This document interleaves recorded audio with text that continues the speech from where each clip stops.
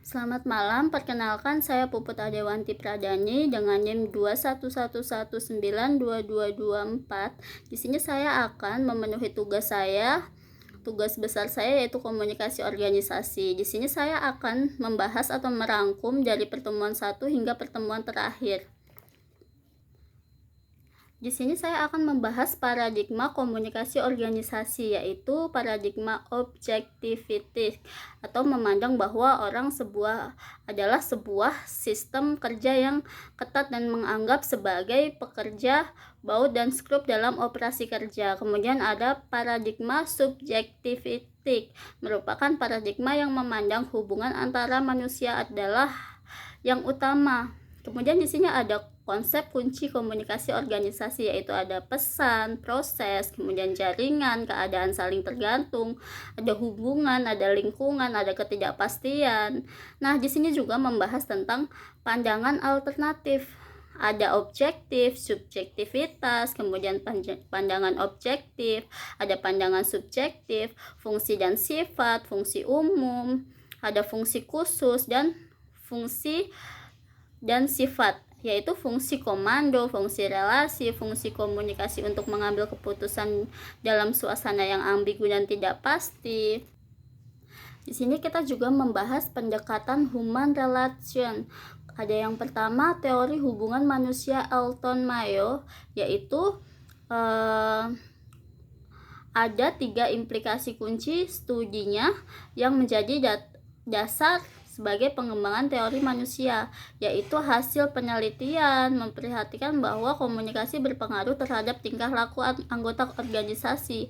Kemudian komunikasi dari bawah kepada atasan atau suatu struktur informasi hubungan sosial memang ada di balik struktur organisasi yang formal. Nah, yang kedua, teori motivasi. Nah, teori motivasi ini kemauan orang berbeda-beda untuk mencurahkan energi dan antusiasme dalam bekerja. Kemudian kita membahas berdasarkan kebutuhan. Ada juga berdasarkan kebutuhan, ada juga berdasarkan harapan.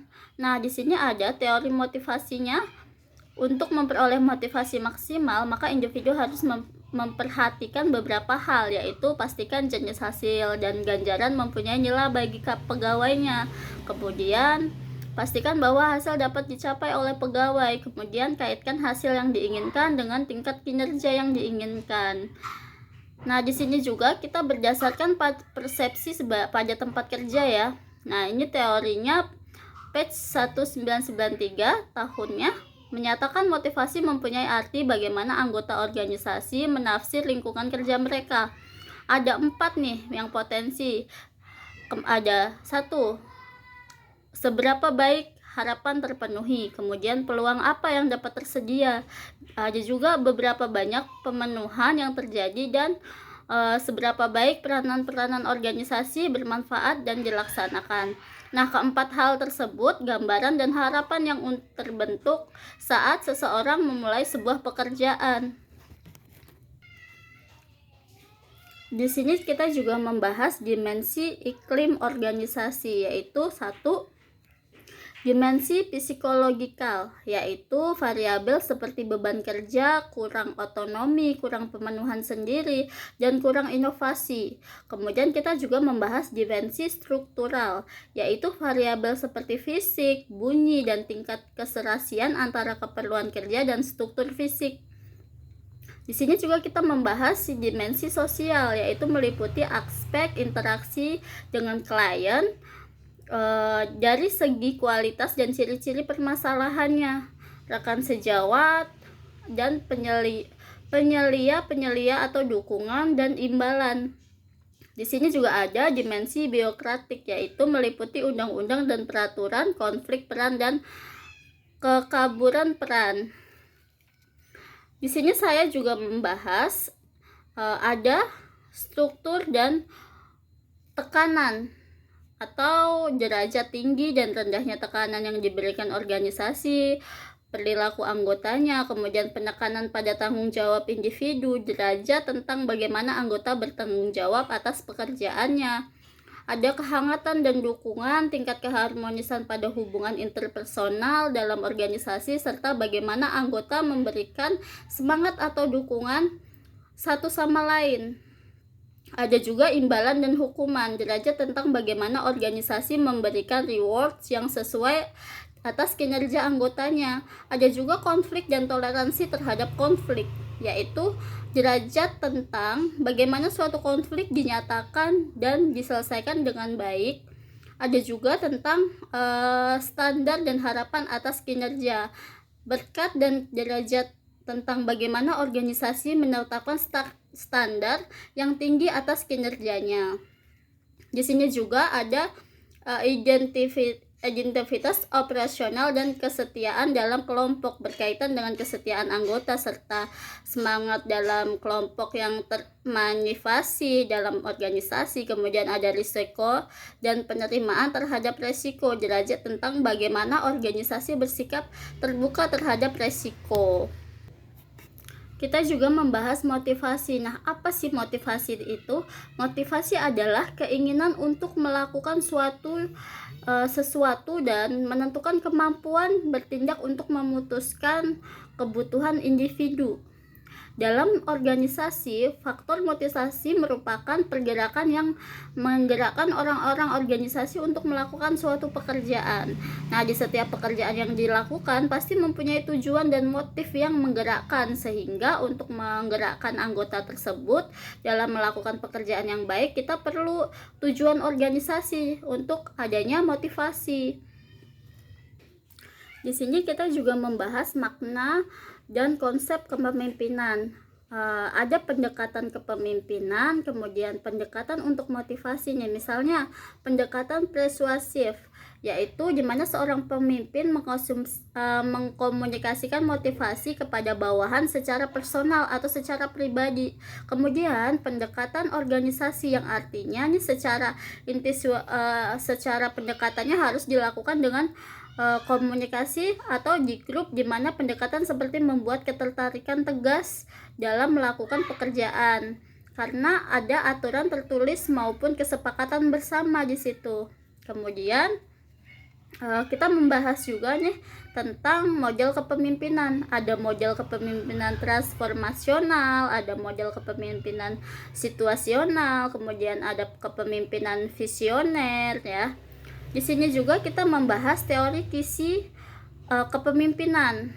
Ini dikemukakan oleh Black dan Mount.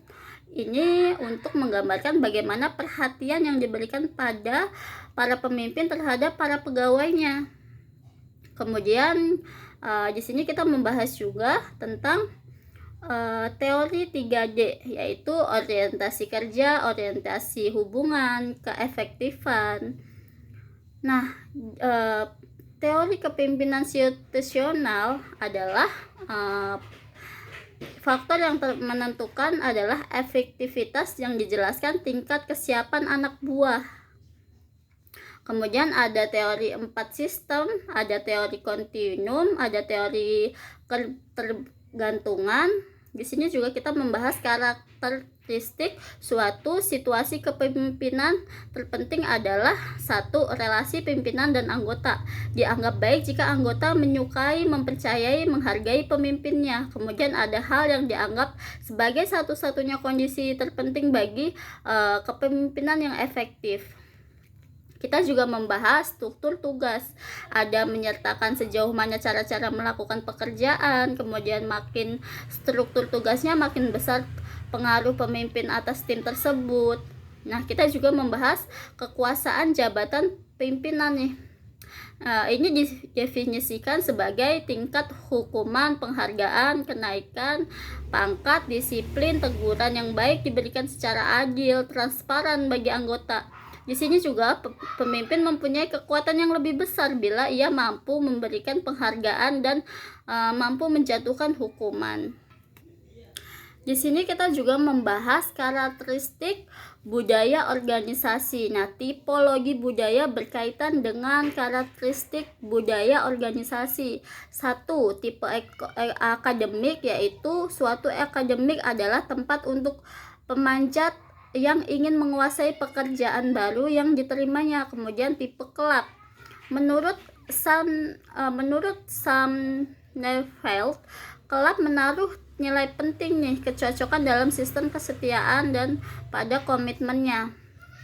Kemudian tipe bisbol memandang bahwa organisasi adalah pelabuhan yang diorientasikan para wisatawan bagi para pengambil resiko dan investor.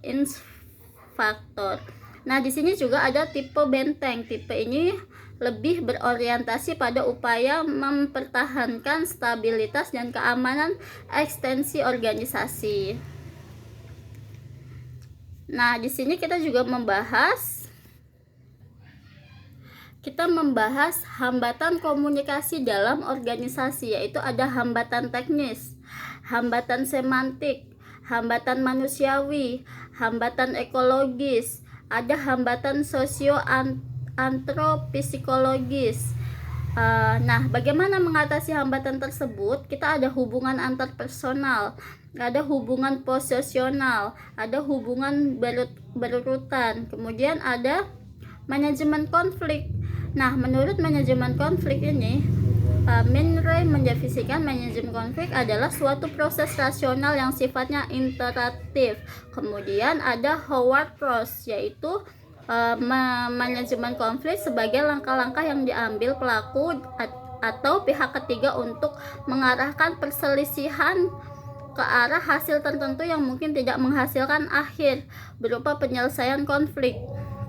Di sini juga membahas teori mengenai penyebab konflik. Ada 1, teori kebutuhan manusia, ada 2, teori identitas, ada 3, hubungan masyarakat, kemudian ada 4, teori kesalahpahaman antara budaya.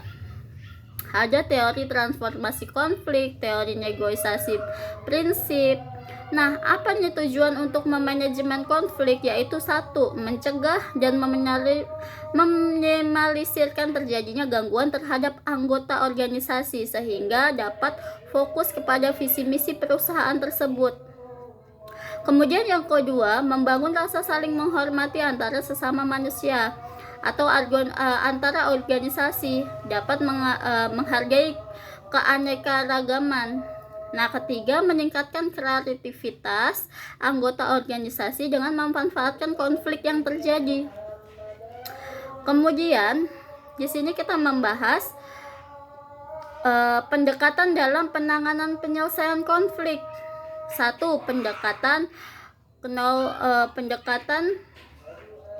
ada pendekatan kapau, ada pendekatan akses.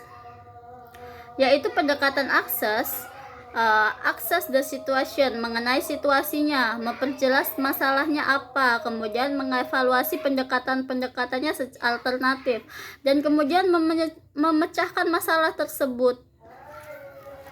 Nah, di sini saya sudah membahas sedikit kurang lebih tentang pertemuan pertama hingga pertemuan terakhir secara singkatnya. Terima kasih, semoga sehat selalu.